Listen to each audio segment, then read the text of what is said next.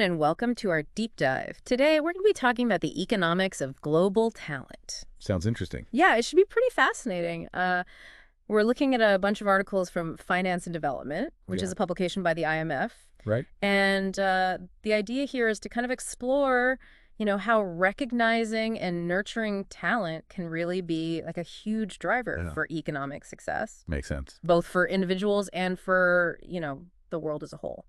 Yeah, it's interesting to see how economists are like moving beyond those traditional ways of measuring like just GDP. Right. And starting to recognize that, to get the full picture, you got to look at how talent is like discovered and developed and used. Totally. It's like they're adding another whole dimension to the economic equation. Yeah, exactly. It's not just about measuring output anymore. It's really about like understanding the potential in people. Absolutely. And I think a great way to kind of illustrate this is through like a specific story. And this is the story of Tabata Amaral from Brazil. Oh, yeah, I've heard of her. Have you? Yeah, her journey is a really good example of how nurturing talent can have like a ripple effect.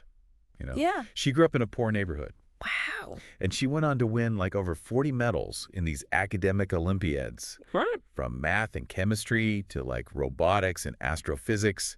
She even turned down scholarships from huge U.S. universities to study astrophysics at Harvard. Oh, wow. Talk about driven. Yeah. But here's like the interesting twist. Okay. She switched to political science. Really? After a class like sparked this realization in her about inequality. Huh. Interesting. What do you think about that?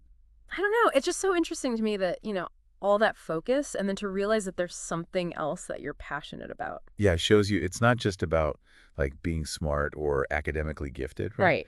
We need to like make sure that people can connect their skills to things they actually care about, societal issues. Yeah. Like who knows what she would have done if she hadn't been exposed to all those different fields. Yeah, you really wonder like how many people have all this potential but just never get the chance. It makes you think.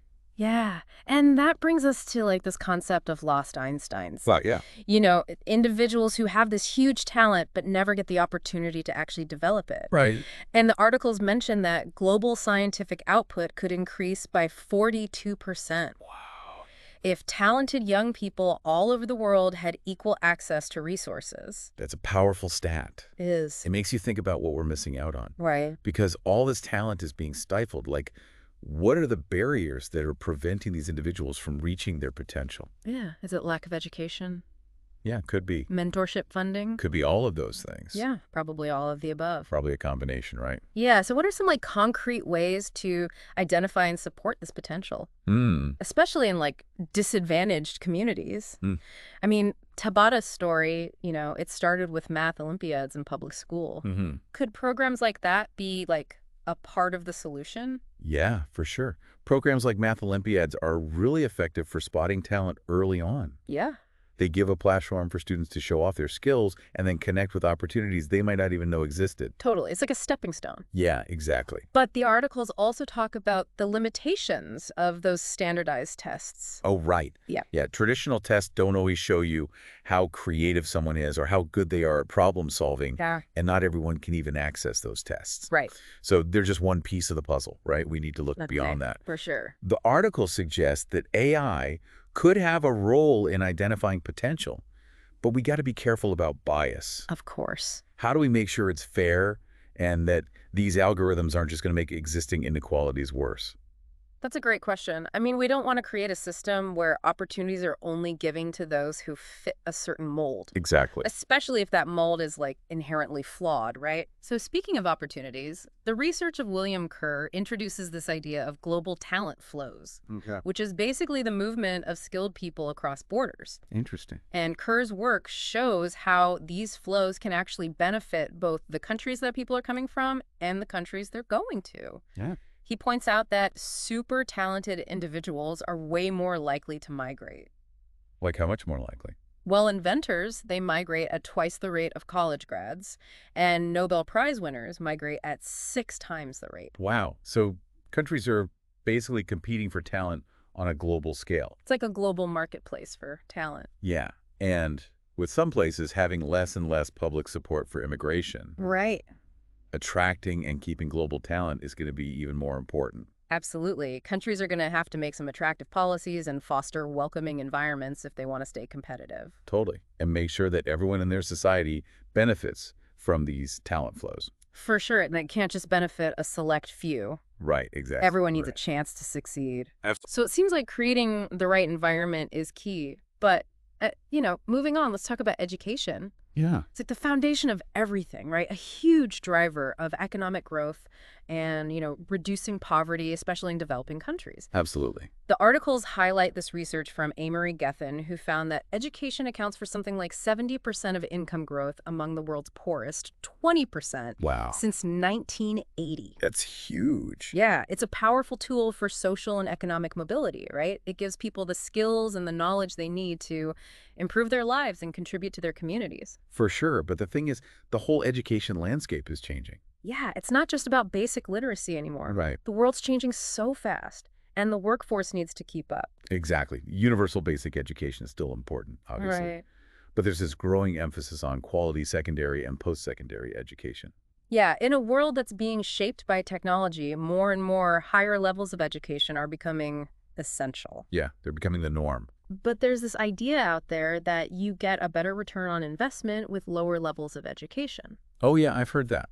Is that true? Well, actually, Gethin's research suggests that the returns might be higher for higher levels of education. Really? Yeah, when you look at a person's income, for example, in India, a year of post-secondary education can boost someone's earnings by over 13% compared to someone who only has a secondary education. Wow, that's a pretty compelling argument for investing in higher education. It is. But what about people who don't go to university? Right. What about vocational training? Where does that fit in? Vocational training is becoming super important, especially with the demand for specialized skills growing all the time. Yeah. It's a great option for people who maybe can't access university or just choose not to go.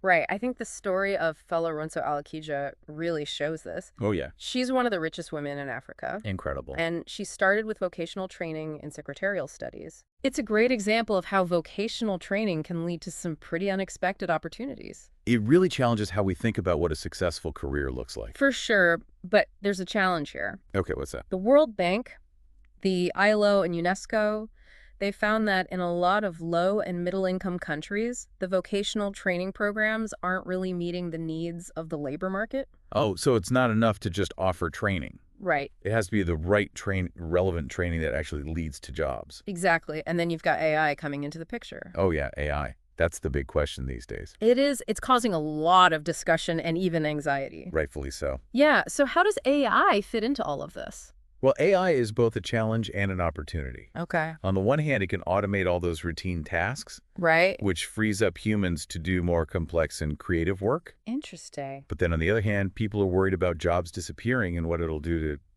human creativity. It's like a double-edged sword. It is. We need to figure out how to use AI for good Right. while making sure that everyone benefits. And not just a select few. Exactly. And speaking of rethinking things, the concept of the purple economy caught my eye. Oh, yeah. Ipek Ilkarican's idea. Yes. It's all about challenging how we think about the value of work, Right. recognizing that care work, which is often done by women, is so important, but often undervalued. Yeah, like childcare and elder care. Exactly. We need to value and support the people who do this vital caregiving work. Absolutely. It's like a whole sector of the economy that we don't really see, but it's crucial for our well-being. It's the backbone of society in a lot of ways. And this ties back into those global talent flows we talked about. How so? Well, migration patterns often lead to women filling these caregiving roles in the countries they move to. Oh, I see. But their contributions are often overlooked and undervalued. It's true. It's this complex web of social and economic forces at play. Yeah, a lot to unpack there. Definitely. Okay, switching gears one last time. The articles mention this link between moral psychology and economics. It's an interesting connection. It recognizes that economic conditions and moral values are like intertwined, Yeah, and they both influence political outcomes. they really do. Yeah, it makes you wonder how our own values shape how we see economic policy, Right. Do we care more about individual gain or the well-being of everyone? Big question. It is, do we believe in helping those who are struggling? Yeah. These are like huge questions with real consequences. They are, and those questions are at the heart of a lot of debates about economic policies. For sure. Globalization, wealth redistribution, immigration technology, all of it. So as we wrap up this deep dive into the economics of global talent, what are the key takeaways you want our listeners to remember? Well, I think it's clear that recognizing and nurturing talent is essential for economic success and for tackling these global challenges we've been talking about. Absolutely. And that goes for individuals and for society as a whole. We need to think about how we find and cultivate talent from a young age, create opportunities for people to develop their skills and pursue their passions, and make policies that promote mobility and inclusivity. Yeah, it's about creating a world where talent can thrive no matter where someone comes from or what their circumstances are. Exactly. It's about investing in people, fostering innovation, and building a more prosperous and equitable future for everyone. And as a final thought, I'd like to ask our listeners something. Okay. If we know that even small changes in policy and social attitudes can have a big impact on the economy, how can you, as an individual, contribute to a world where everyone has the chance to reach their full potential? It's something to think about as you go about your day. That's a great question to leave our listeners with. Thanks for joining us for this deep dive into the economics of global talent. It was my